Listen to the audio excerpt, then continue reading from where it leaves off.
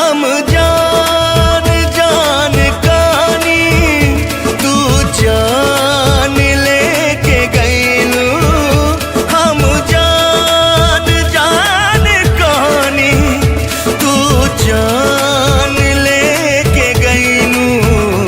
संगे जिए मर के अरमान लेके गईलू।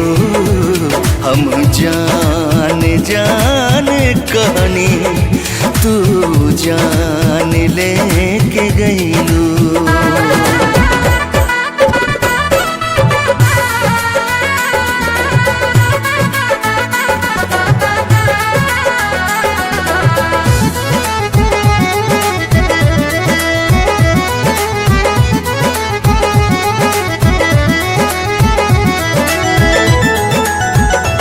अखियाँ से लोरवा पर से जब छोड़ के तू गईलू।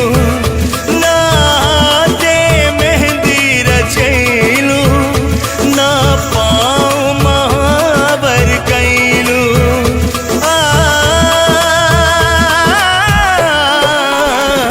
अखियाँ से लोरवा पर से जब छोड़ के तू गईलू।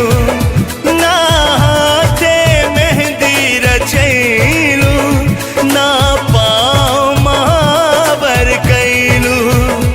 ना पाँव महावर कैलू।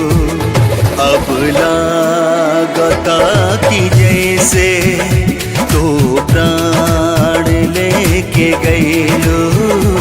हम जान जान कहनी तू जान लेके गईलू।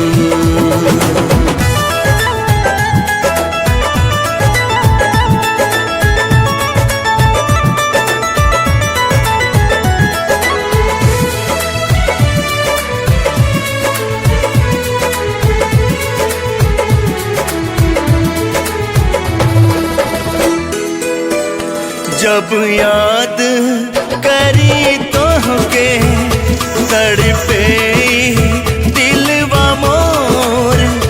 मन राह मिलन के देखे जैसे चांद के देखे चकोर।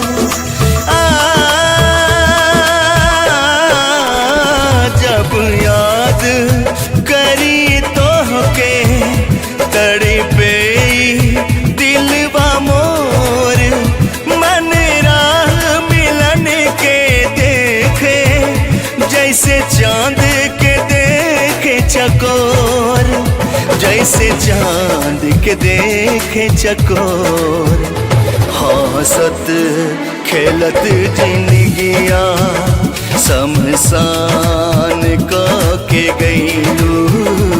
हम जान जान कहनी तो जान लेके गईलू।